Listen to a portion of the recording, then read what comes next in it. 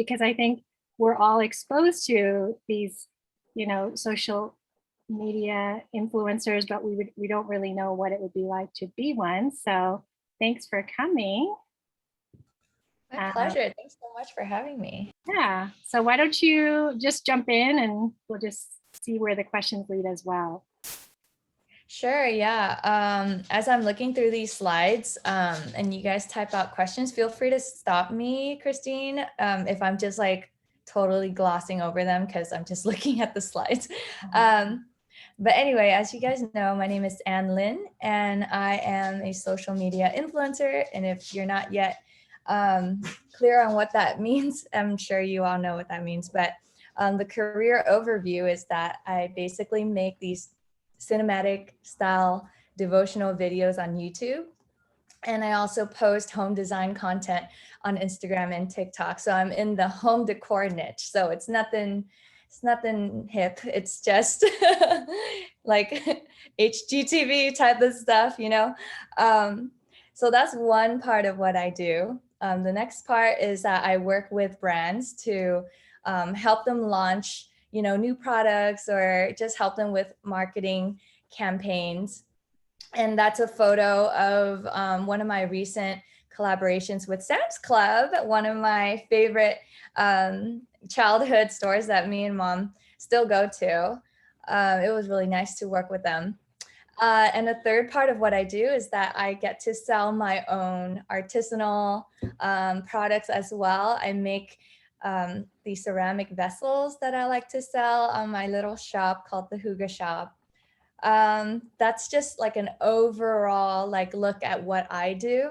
I feel like every influencer is a little different. Some might not want to sell things, some just want to work with brands, and others don't want to work with brands and they only want to sell their own products. So I do a mixture of everything.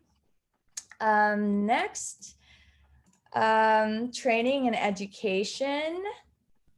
Let's wait for that slide.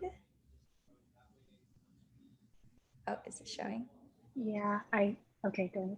Okay, yeah, so you obviously don't need any degrees to be on social media. You guys already know that. But I have a BA in English from UC Berkeley. Qualifications, since it is a self-employed career path, you have to have a lot of self-motivation and a sense of purpose. I know so many people just dabble in social media and they can't really sustain it because they run into what's the point, or they run out of ideas because it is a lot of work, and the work is that you have to keep yourself constantly inspired so that you can influence, right? So you have to have the ability to learn different mediums quickly since these platforms change all the time, and I'm getting older and me and Christine are basically on the same wavelength now. TikTok, oh my gosh, it's a whole new world for me out there, you guys. So being able to learn these things quickly is crucial to your career growth, I guess. And also grit, the ability to pick yourself back up whenever things are not going well, because it's like a really, really bumpy ride. It's not one straight shot to success. And then skills, since all of these platforms are very visually engaging, you should probably pick up photography or videography, even at an elementary level, have some sort of knowledge on how to edit really well. It doesn't have to be super high quality, but it has to be engaging. So you need some practical skills like that, as well as storytelling abilities. I think this is where my BA in English came in handy. So I'm actually using my degree. That's pretty good. As well as marketing experience and communication skills. You're going to be at first your own manager. So you're going to be the one pitching yourself to brands. You're going to be the one reaching out to other influencers for collaborations. So if you don't know how to professionally talk to people, that might get in the way at first, but these are acquired skills, so you pick them up along the way. Marketing experience is pivotal because who you are is a social media marketer. That's what an influencer is. So if you have no idea how to put a campaign together, you should probably self-educate on that. And like I said, all of these things I don't believe needs any schooling. You just kind of pick it up as you go. And the more you like expose yourself to campaigns and things like that, the more confident you'll be in running them. So that's the training education. Next slide is the salary range. I kind of like popped in right when you guys were kind of talking about salary. So it seems as though there's a lot of interest in this in this particular slide. I think what's very enticing about being an influencer, especially to the younger generation, is the fact that it has no limit on earnings. You can make $0 or you can make millions and millions. Like no one will be able to like cap you. Basically, you give yourself promotions, and I think that's very enticing to a lot of young people, especially. So I looked up the median salary range, and apparently it's 57K in Los Angeles, around 60K in Los Angeles, 57K nationwide. I would say that's pretty accurate.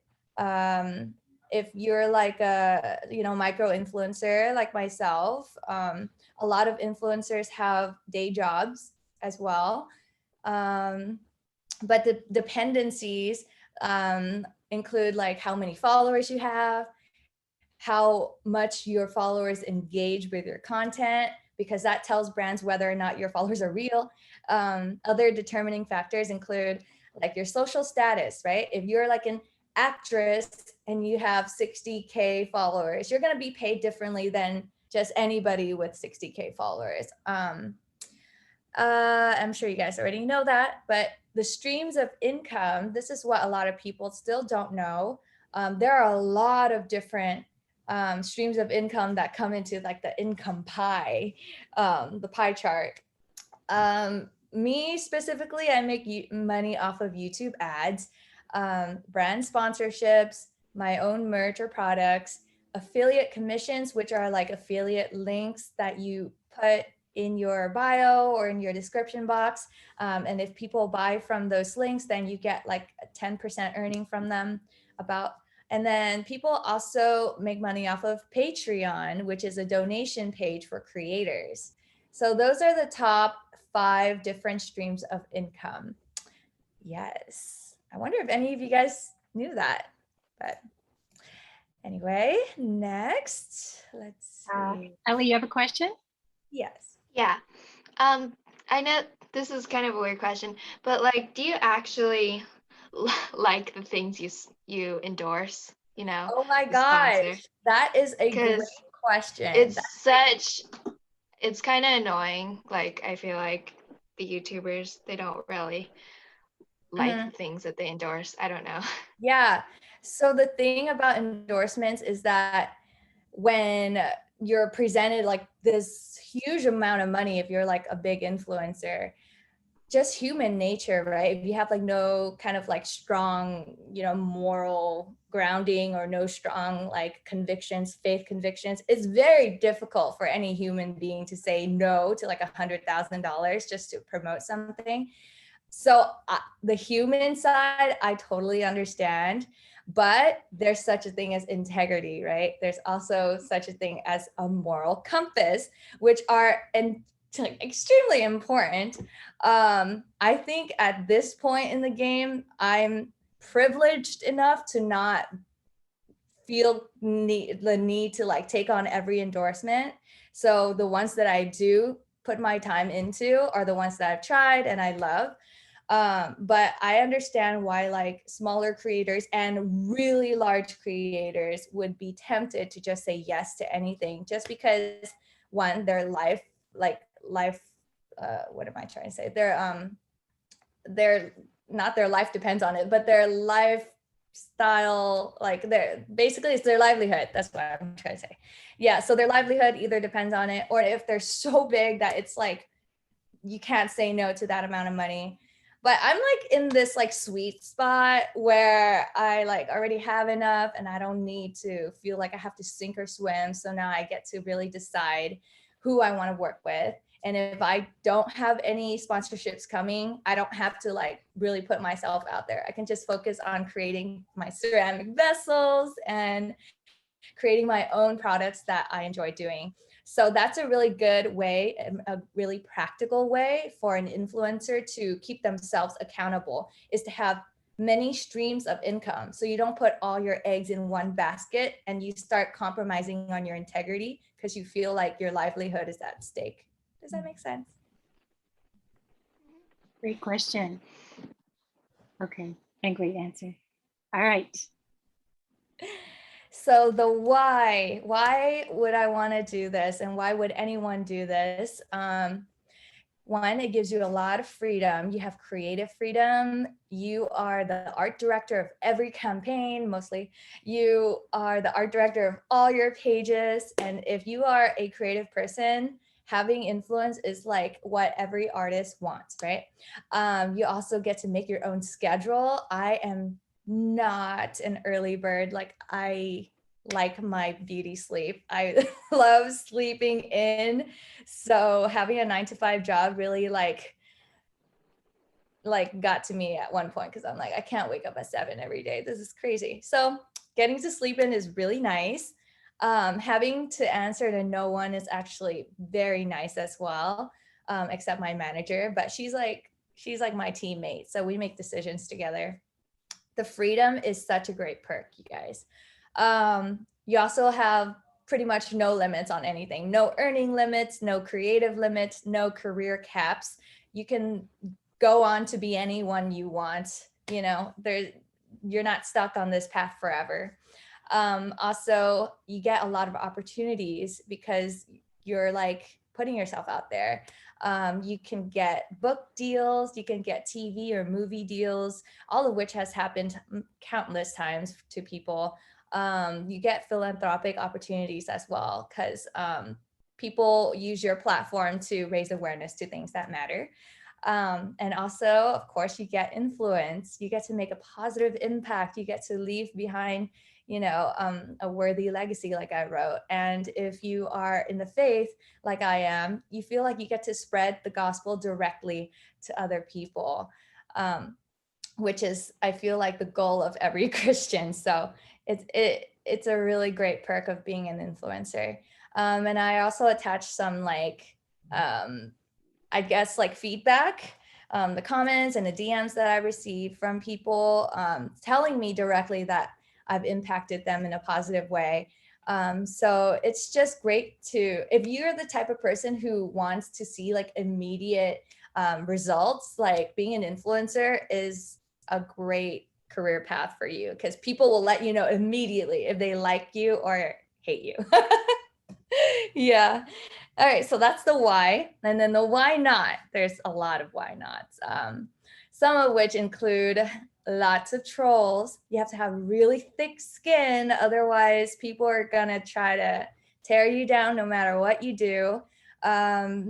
Like when I first started writing about God, I had a lot of people who were hostile to the faith write to me, and it was very hurtful. But after a while, you just kind of grow a thicker skin to that, and you delete their message and you move on.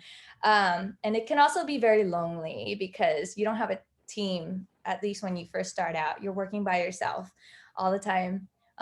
You can also feel directionless because no one's telling you what to do. It's a perk, and also it's a con, because then sometimes you just wake up and you don't have a schedule for yourself, and you don't really know what to do to move your career upwards.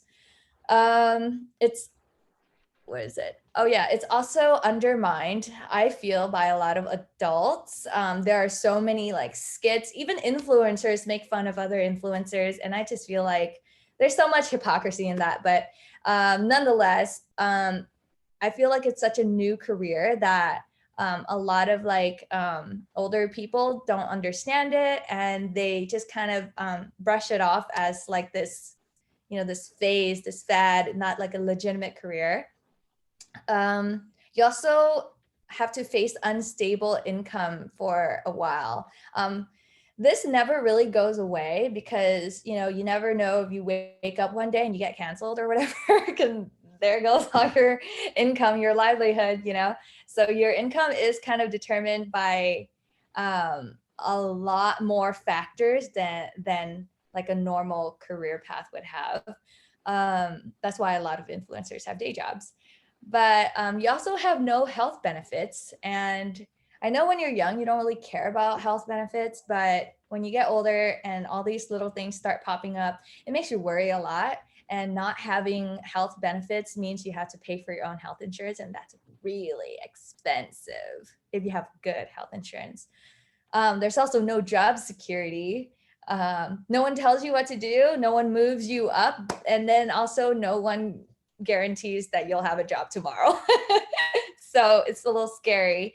So like I said, you have to have a lot of motivation. You have to have grit, being able to pick yourself up and say, hey, this didn't work and that didn't work, but I'm going to try something else anyway. And one day it will work.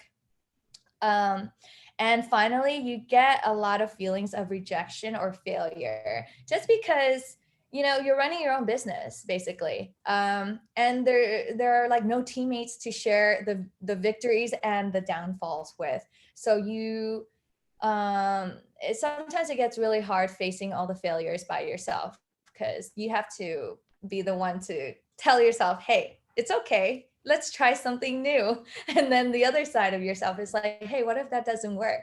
And the other side is like, hey, you got to pay the bills. You got to do something. So there's a lot of like self-talk, self-motivation that has to happen. That's the why not. It's definitely not for everybody. And I also attach some trolls. Some of the many, many messages that I get from trolls. That's so discouraging. Okay, should I stop for questions or okay? Let's sure. Any questions, you guys, so far? What are some questions? I can't see if your hands are raised, so maybe you have to just kind of shout out or add it to the chat. Or we can move on if no one. Okay, all right. Okay, so if anyone is interested in possibly doing social media marketing, this is how you could get started. First, and very important tip, you have to determine what your purpose is. Whenever someone comes to me and asks for advice on how to like build out their platform or whatever, I always ask them like, why do you want to do this? What is your purpose? And I think it should extend further than just make money. Because if your purpose is to just make money, it'll feel extremely empty. Like, because this is much more than just like a trade type of job where it's like you provide a service and you get paid for it. You also feel like you have this incredible like reach that you have to steward really well. And when influencers grow really quickly, they find themselves with a lot of influence, but not knowing what to do with it. And that's, it feels extremely empty when you find yourself at that point. Having a purpose will also drive you to have more integrity, when these like big checks come and like are presented in front of you, and you have to ask yourself, does this align with who I am? And does this align with the message that I'm trying to put out? So purpose is a huge one. And like I said, it should extend further than just making money. And then number 2 is learn about digital marketing. This is your job. After all, your job is to market, whether for other brands or for yourself or for your belief or whatever it is. You are an influencer and your job is to influence, and you don't know how to influence well, then you're not doing really good at being an influencer. Third is to take up, like I said, the hard skills, photography and videography. Yeah, we already talked about that. I think Jacob said, do you get more support than hate? Luckily I do. And I'm just judging by the amount of likes versus dislikes. It's all very empirical. Like I can just draw data. I would say like based on the likes and dislikes, I get like 99% likes and like 0%, like 0.1% dislikes and something like that. So it's not crazy because my niche is very, very like peaceful for the most part. I know that religion could be kind of triggering for some people, but because I present it in such like a calm and peaceful way, it helps bring other people into, into the fold, like more, it makes people feel more safe to approach Christianity when it's presented in a peaceful way. Yeah, so I don't get that much hate, but when I do get hate, it's not fun. Right. I remember you had like a big load of hate, like maybe a couple months ago. Yeah, that was really strange. Yeah, I don't know. I feel like it's like one person making a bunch of different accounts. Oh yeah, what was happening? Like there were a lot of accounts happening. What was Yeah, so like I don't know what happened. My guess is that someone who was like a really strong Trump supporter or something found out that I voted for Biden or something. So strange. And then they started, I think, made like a bunch of different accounts and started harassing me, posting like a lot of angry comments on all my platforms. Yeah, and they're like, we're gonna attack your shop. I'm like, all right, calm down. That was weird. Yeah. But Wow. that's like once in a while. They don't, yeah. It's like one or two people and they could be very loud. So yeah, next advice. My advice is to be diligent. And diligence to me is like a mixture of hard work and consistency. You can work hard and then give up really easily, or you can be really consistent and average, but you need both. You need to be like consistently hardworking to succeed in this. That's what diligence is. Staying curious is very important. Keeping yourself educated on what the algorithm is like changing to, or like what the next platform will be. It's very important, I've learned, to not be super comfortable and stagnant, but rather push myself to learn different mediums. And I think it's also like a creative challenge too. So I enjoy being curious. And third is to have grit. I wrote, failing does not make you a failure, and you must always pick yourself up and try again.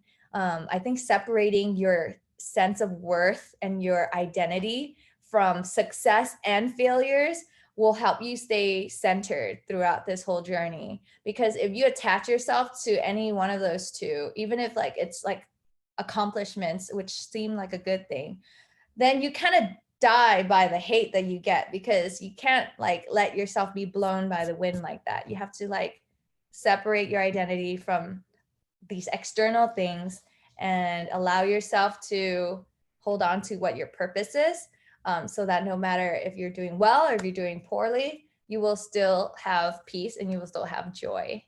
So that is my advice. And I think that is the last slide. Thank you. Yeah. All right. Well, let's take some questions. I'm going to go ahead and stop the share. And if you have a chance to check out her, YouTube videos or Instagram. Or not, just go to my shop. There's a lot of free stuff. All right. So before I look at some questions, does anyone have any questions based on what she said? Oh, when in your life did you decide to make YouTube a full-time job? So how did you get into this? Good question. So did they ask YouTube specifically, or? It did say YouTube, but I guess did you start on YouTube? I did not start on YouTube. YouTube was very recent. I started YouTube in 2019. I started it because, and this is gonna sound totally like made up, but this is what happened. Like I broke up with my boyfriend. I didn't know what to do with my life because I felt so lost. And then I just felt this really strong urge to garden and make videos about it. And I'm like, why do you want me to do such a random thing, God? Like, why do I have such a random urge to garden and then film it? I don't even know how to film. But it sounded like a solid next step for me. So I found this apartment with a really cute balcony where I can garden on. And so I just made my first video and I was like, hey, this is not too bad, you know, like I could tell my stories and my testimony through this. And then I made my second video and then that one like just took off, and I've been making videos about devotional things ever since on YouTube, super this like unplanned. But social media in general, I started my blog in 2014, and then I started posting photos of my Instagram of my homes on Instagram in 2016. And that's also a story on its own. Like I didn't start out thinking, oh, I'm gonna be a home decor influencer. It didn't start like that at all. I actually got kicked out of my house, and so I found myself in this like raggedy apartment, and I needed a way to make it look more livable. And so I spent a full paycheck just making it over, and I snapped a photo and I put it on Instagram, and then that blew up. So that was when I felt like, hey, this could be a fun passion project. And it just kind of grew from there. Wow, that's a great story. I love that. Here's a question from Bella. A big question I have is, how long does it take to edit your videos? It depends on the length of the video, but I say on average, it takes about like 6 to 8 hours to film, and then another 5 hours or so to edit. Yeah. That's a long time. Yeah, And how often? but I only make like one video a week. Oh, it also takes like a day for me to script, so that's another thing. Erica, you had a question too, right? About, what was it? Oh, this might not be you in particular, but go ahead. You explain the question. My question was mostly less of for the business side of social media. It was more for the visual kind of. Yeah, so I was just wondering, because like you were mentioning how a lot of people can't turn down the money for the advertisements. I mean, it's very obvious and you can like clearly see it through the camera, but I was just, if I were to ask an influencer, I mean, the ones that usually fake it, I would just ask if whether it's worth it in the long run to be putting on this persona that isn't really you, and you're promoting something that you don't necessarily like, but it's making your life easier. So I would just ask whether if it's worth it or not. I feel like it shows you as a person if you were to continue that. So they would lose themselves but have the money. And I think that's a really good question. Yeah, I think that's a really deep point that you made, and it also aligns with purpose, right? If you just let yourself be swayed by anything and you don't have like a moral compass to ground you, you do lose yourself. You lose your sense of why am I doing this? Money brings you temporary happiness, but over time you become really numb to that and you want something deeper. And I think those who grasp at the money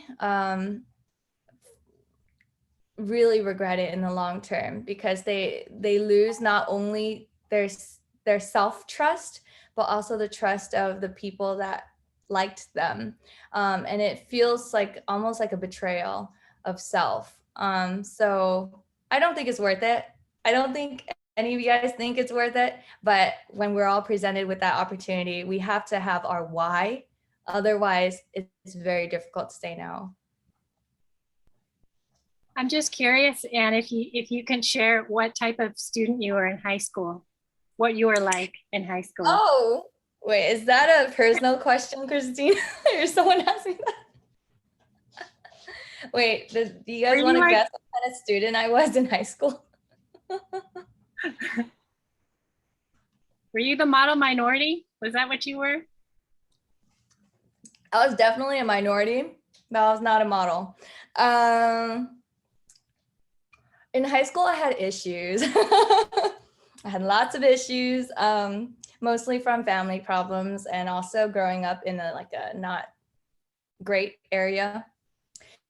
So I missed 64 days of school my last year or something. I was really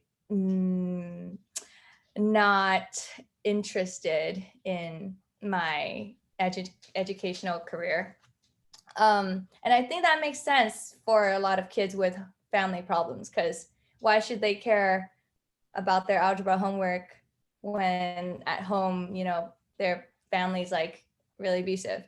So I empathize with my high school self.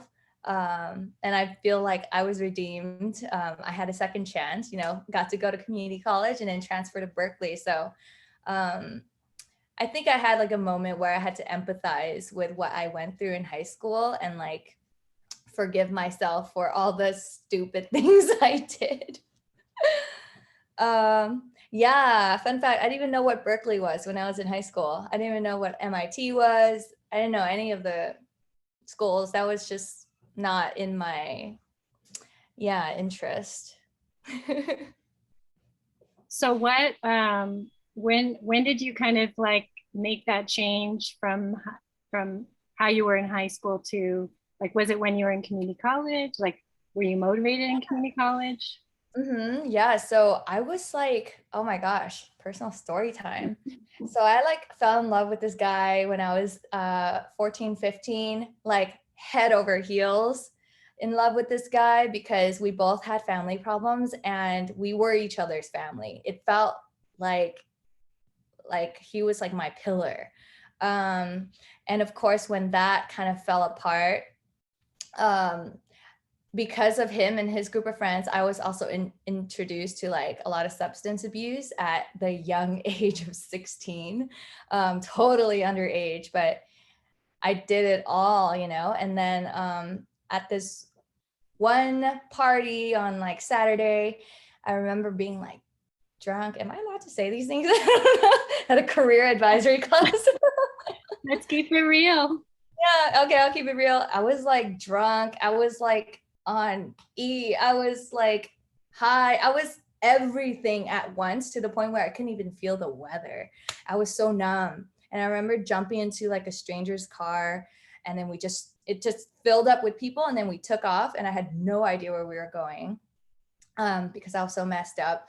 And then they were blasting really chaotic music, and I found myself sobbing in the back seat because I remember thinking a very clear thought. And the thought was, nobody truly loves you. And I just felt numb and really devastated at the same time. Hard to explain. But as quick as that thought came, I also saw in my mind's eye a painting of Jesus that my mom had in our childhood home. And I just felt this comfort wash over me from head to toe. And I had never felt that kind of comfort before. I wasn't even interested in God or religion or anything like that. And so that got me curious. And then the next day I contacted the only Christian person I knew in school. And she got really excited at that story. And I'm why are you so happy? But she took me to her church. And that was when I encountered Christ. And I felt he gave me a second chance. And it was a love I'd never experienced before. I think that really turned my life around and motivated me to do my best in community college and to just steward my second chance really well. Wow, thank you for sharing that.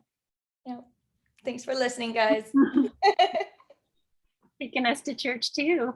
Any other questions about, I'm just curious, like, as far as like dollar amount. So what's something that like a brand asked you to highlight, like a lotion or something? I saw you talk about a lotion. Like what is that? What are the details of that when they come and ask you, and how what do you actually benefit from when you promote that, or how like do they tell you, you know, how they want you to promote that? Yeah, so a lot of so it's different from brand to brand. Some give you full creative direction, others give you like what they call talking points, or like benefits of their specific product that they want you to talk about. Obviously, when a brand reaches out to you, you are the one to determine whether or not it fits with your niche, and it like if you know you even want to work with them. But for example, like this one random Chinese kind of like a leather company, I don't even know what they are. They reached out to me to promote their leather handbags or something like that. And I was like, I don't really do fashion, and I don't think like promoting leather is part of my, you know, message. So no, thank you. And then of course they like upped their price. They're like, okay, we'll give you like 12 grand. And then I was just like, okay, this is just too much. So that's an example of like, you know, someone kind of like trying to talk you into promoting their product that doesn't align with your message, and you're faced with a fork in the road. You know, am I going to take this money and just do it, or are you going to just put it down? So obviously that was like not a good idea. So I said no to that. But if I were to say yes to that, they had this whole PDF brief of like exactly what they wanted me to say, like word for word, like exactly how long they wanted me to say it. So it really depends on who you work with. Generally do not work with people like that. Yeah. Nice. Any other questions, you guys? Danny, you usually have a nice thought or comment. I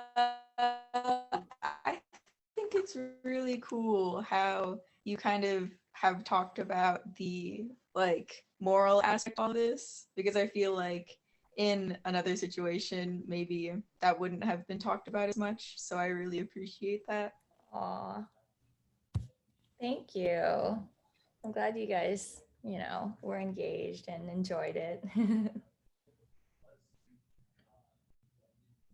Any other thoughts? I wanted her to come on because I feel like she has a really, like if you watch some of her Instagram videos too, just kind of sharing your background coming, you know, growing up with a single mom, living in a garage, you know, and kind of like plotting the course of your life to be very different from what that was. And I think that's very inspirational too. Yeah. Thank you. Yeah, I'm like given a lot of stories to tell. When you're going through it, of course, you're like, why is this happening to me? But then afterwards, you see like God's fingerprints throughout, and you see how he's able to use your stories to help others. And I think that gives a lot of purpose to all the, you know, suffering. Mm-hmm. Yeah. And it's also neat to see like your high school experience doesn't define your life, and a lot Oh, not at all, you guys. Well, the fact that they're all here in this class means they already, you know, have a bright future ahead of them. But I don't think your high school grades or your high school status has any hold over the rest of your life. Awesome. Well, who's a influencer that you follow? I follow a lot, but let me see. I follow a lot of like home decor influencers. I love Joanna Gaines. She's amazing. Oh yeah. I also follow, I think Shea McGee from Studio McGee. I love her. Do you guys know any of those people? Let me see. Sure, you know Joanna Gaines. HGTV people. Yeah, I love them. They give me so many like photos for inspiration and stuff. Besides that, I also followed Chrissy Teigen. She's hilarious. Let me see. Yep, just the moms in the industry. I have one last question. How do you prevent yourself from feeling like you always have to present a perfect picture? You know, because your pictures are like beautifully filtered and shot, and your voice is really calm, and it almost makes me feel like, wow, I want to have that perfect life that Anne has, because my life is a messy house and people like getting in squabbles and dog fur everywhere. Like how do you, because I think that's one of the downsides of social media, is that you look at everyone's perfect life and you start feeling really bad about your own life. Yeah, I recently had this conversation with one of my graphic designers too, because she's like, how do you compartmentalize your life versus like your online life? Because obviously you can't share everything, right? No one wants to share their dirty laundry on YouTube or Instagram unless you like the shock value of that. But I think what helps me separate the two is having a really clear vision for what I want my platform to be. So I've always stated in some of the past videos that I aspire to have like a platform akin to Mr. Rogers' show. I tell people I don't talk like this on a normal day. I'm only talking like this because the goal of my platform is to bring peace, is to help people fall asleep and to help people start their day off on a good and positive note. It has a very specific function to it. And that's what kind of separates it from like a vlog type of video where you are as transparent as possible. So with my videos, it serves a different function. And like I don't dress like that every day. I'm wearing like a bear sweater right now. So I see it as going to work, just presenting yourself in a professional way. And I really hope it doesn't come off as like, oh, my life is perfect and you should aspire to have a perfect life, but rather, hey, since there's so much trauma out there, you can come to this channel for like an oasis of peace, like kind of like an escape for a few minutes. So that's how I see it. Instagram's a little different. I'm trying to use the reels a little more often to share stories, real stories, rather than, posting like perfect photos all the time. But before reels came out, I really didn't know how to use Instagram like the right way. Since I love like art, I love photography, I love pretty pictures, and that's just kind of like the I was just trying to reconcile my artistic like needs and being real. So I'm like real on my stories and then like artistic in my feed. Yeah, they're gorgeous photos. I Thank enjoy you. seeing them. All right, you guys. Well, everyone's going to have a chance to kind of like share their thoughts in our little discussion forum that we have. But if you guys don't have any other questions, we'll let you go. And we just really appreciate you coming. Thanks for having me. Thank you, Anne. Have a good rest of the day. Thank you. Bye, guys. Take care. Thank you. Bye. All right. Why are you guys so quiet? So shy.